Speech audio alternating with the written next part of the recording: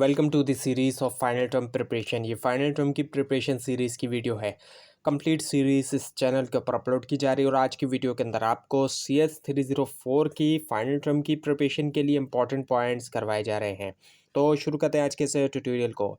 इसमें सबसे पहले ये कि जो एक क्लास टेम्पलेट होती है ये इनहेरिट कर सकती है दूसरी क्लास टेम्पलेट से।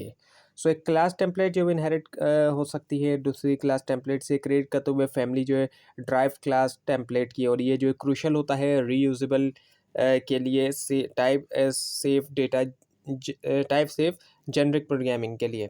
उसके बाद ये कि बाय डिफ़ॉल्ट जो है वेक्टर डेटा आइटम्स जो इनिशियलाइज इनको जो है किया जाता है 0 तक। सो वेक्टर्स जो होता है ये कॉमन डायनेमिक एरे होता है।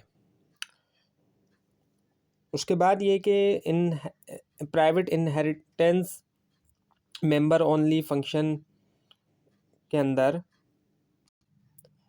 प्राइवेट इनहेरिटेंस के अंदर सिर्फ जो मेंबर फंक्शंस और जो फ्रेंड क्लासेस होती हैं या फिर जो फंक्शंस होते हैं ड्राइव क्लास के, वो कन्वर्ट कर सकते हैं पॉइंटर्स या फिर जो रेफरेंस होता है ड्राइव ऑब्जेक्ट का उसके जो पेरेंट ऑब्जेक्ट होते हैं वहाँ तक।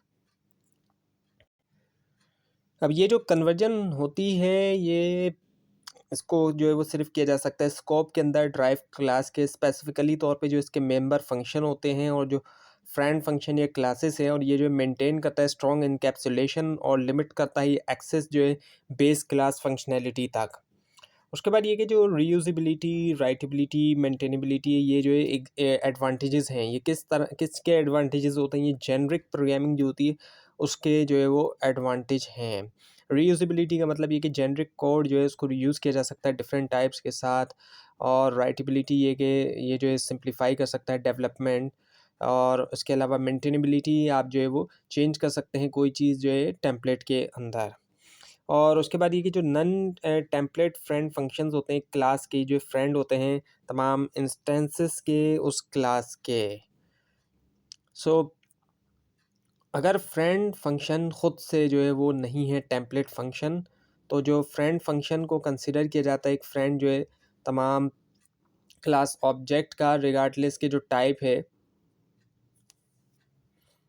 अगर क्लास ख़ुद जो एक टेम्पलेट फंक्शन है, और उसके बाद ये कि जो एक कॉपी कंस्ट्रक्टर है इसको इन्वोक किया जाता है जब एक आर्गुमेंट जो है वो जो है पास किया जाता है बाय वैल्यू। सो जब एक ऑब्जेक्ट जो है क्लास का उसको पास किया जाता है value to a function, copy constructor जो है उस क्लास का ऑटोमेटिकली जो है वो कॉल किया जाता है क्रिएट करने के लिए न्यू लोकल कॉपी। उसके बाद ये कि एक पॉइंटर जो होता है एक बेस क्लास के लिए वो जो पॉइंट कर सकता है ऑब्जेक्ट को एक ड्राइव्ड क्लास के। सो ये जो है वैलिड है यूज़ करने के लिए एक बेस क्लास पॉइंटर, रेफ़र करने के लिए एक ऑब्जेक्ट जो है ड्राइव क्लास का, और ये पार्ट है कि कैसे पॉलीमॉर्फिज्म जो है वर्क करता है। और उसके बाद ये कि एक टेम्पलेट आर्गुमेंट जो है ये जो प्रीसीड होता है कीवर्ड क्लास से। सो जो यूज़ है क्लास का यहाँ पर वो कुछ हद तक जो है वो हिस्टोरिकल है। उसके बाद ये कि जो डायनामिक बाइंडिंग है ये लाजमी तौर पे रिलेट करनी चाहिए जो पॉलीमॉर्फिज्म है उसके साथ। डायनामिक बाइंडिंग जो है वो एसेंशियल है पॉलीमॉर्फिज्म के लिए। और उसके बाद ये कि जो मल्टीपल इनहेरिटेंस है वो हो सकते हैं टाइप पब्लिक के, प्राइवेट के, प्रोटेक्टेड के, तीनों के इनमें से। सो मल्टीपल इनहेरिटेंस जो है वो एक्सटेंशन होती है इनहेरिटेंस की, जहाँ पर एक क्लास जो है वो ड्राइव कर सकती है प्रॉपर्टीज़ और मेथड जो डिफरेंट बेस क्लासेस से। और उसके बाद ये कि जो एक फंक्शन कॉल होती है इसको रिजॉल्व किया जाता है रन टाइम के ऊपर वर्चुअल मेंबर फंक्शन के अंदर। सो अगर एक फंक्शन जो है वो तो वर्चुअल नहीं है, फंक्शन कॉल रेजोल्यूशन जो है वो होती है कंपाइल टाइम के ऊपर, और डायनामिक बाइंडिंग जो है वो पॉसिबल नहीं है। उसके बाद ये कि जो दो इम्पॉर्टेंट STL एसोसिएटिव कंटेनर हैं, ये जो है सेट और मैप है, और ये जो है दो फंडामेंटल और हाईली यूज़फुल एसोसिएटिव कंटेनर होते हैं STL के। उसके बाद ये कि डिफ़ॉल्ट कंस्ट्रक्टर जो है ऐसा कंस्ट्रक्टर होता है जिसका या तो नहीं है कोई पैरामीटर, लेकिन अगर कोई है कुछ है उनकी जो है डिफ़ॉल्ट वैल्यूज़ होती हैं। सो जो मेन पर्पस है डिफ़ॉल्ट कंस्ट्रक्टर का वो होता है कि क्रिएट कर सके ऑब्जेक्ट्स बगैर आर्ग्यूमेंट्स को देते हुए, और अगर कोई कंस्ट्रक्टर डिक्लेयर नहीं है क्लास डिक्लेरेशन में, सो एक कंपाइलर जो है डिक्लेयर डिफ़ॉल्ट कंस्ट्रक्टर उसको यूज़ किया जाता है। और उसके बाद ये कि declaring over ridden methods, declare करना ओवर रिडन मेथड्स को एज नॉन वर्चुअल के तौर पे वो सबब बनता है रन टाइम बाइंडिंग का। उसके बाद ये कि जो कंपाइलर होता है ये परफॉर्म करता है स्टैटिक टाइप चेकिंग ताकि डायग्नोस कर सके एरर्स को। कंपाइलर हेल्प करता है कैच करने में एरर अर्ली जो है डेवलपमेंट प्रोसेस में, और स्टैटिक टाइप चेकिंग जो है इंपॉर्टेंट होती है टाइप करने के लिए सेफ्टली। उसके बाद ये कि जो वेक्टर हैं उसके अंदर कंटीजियस एलिमेंट जिनको स्टोर किया जाता है एज एन एरे।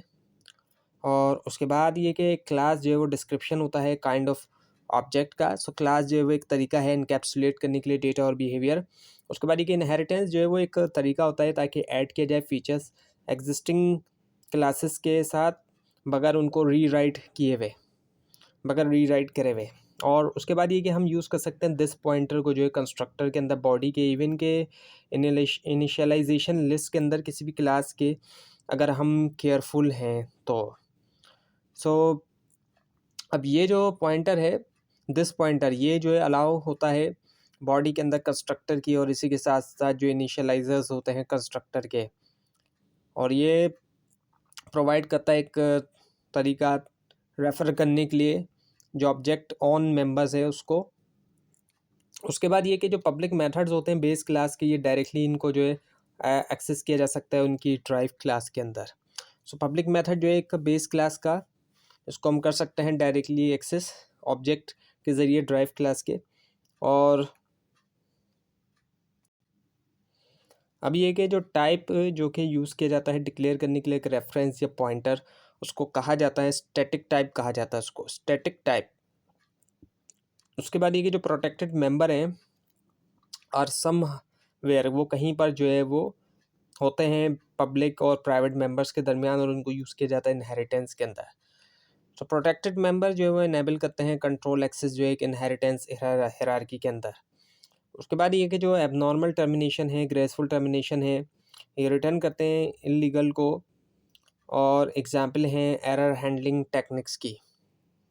और उसके बाद ये कि जो कैच ब्लॉक फॉलो करता है ट्राई ब्लॉक को ताकि वो कैच कर सके ऑब्जेक्ट थ्रोन को।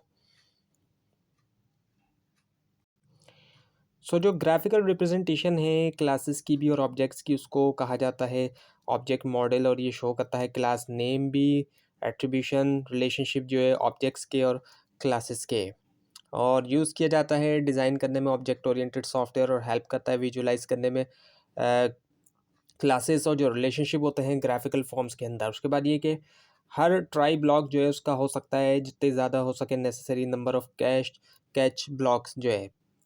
और उसके बाद ये कि जो एक पर्पस होता है आइटरेटर का एसटीएल के अंदर, वो होता है कि कनेक्ट किया जाए एल्गोरिथम भी और कंटेनर्स भी। आइटरेटर्स प्रोवाइड करते हैं एक जनरल वे जो एल्गोरिथम के लिए कि एक्सेस किया जाए एलिमेंट जो डिफरेंट टाइप ऑफ कंटेनर के अंदर बगैर जो है जो नीड होती है कि स्पेसिफिक टाइप स्पेसिफिक होने की। उसके बाद ये कि सब टाइपिंग के अंदर एक बेस क्लास जो है उसको रिप्लेस किया जा सकता है उसकी ड्राइव क्लास से। और उसके बाद ये कि जो इनहेरिटेंस है ये क्या है, एक रिलेशनशिप है। अब ये कि जो फंक्शन टेम्पलेट्स होते हैं इनको यूज़ करना चाहिए जहाँ पर कोड और बिहेवियर जो है लाजमी तौर पे आइडेंटिकल हो। फंक्शन टेम्पलेट जो है ये अवॉइड करते हैं कोड डुप्लीकेशन और प्रमोट करते हैं जेनरिक प्रोग्रामिंग। उसके बाद ये कि जो स्टेट बिहेवियर यूनिक आइडेंटिटी ये जो इंटीग्रल पार्ट होता है एक ऑब्जेक्ट का। तो ये थी आज की वीडियो। आपको इस बारे में कोई क्वेश्चन है खास तौर पर इसमें कोई मिस्टेक दिखाई दे ज़रूर हाईलाइट कीजिए। और इस पूरी सीरीज़ को देखने के लिए और मिड टर्म और फाइनल टर्म एग्जाम्स की प्रिपरेशन के लिए इस चैनल को सब्सक्राइब कीजिए, बेल आइकन के ऊपर क्लिक कीजिए। Thanks for watching this video and best of luck for your exams.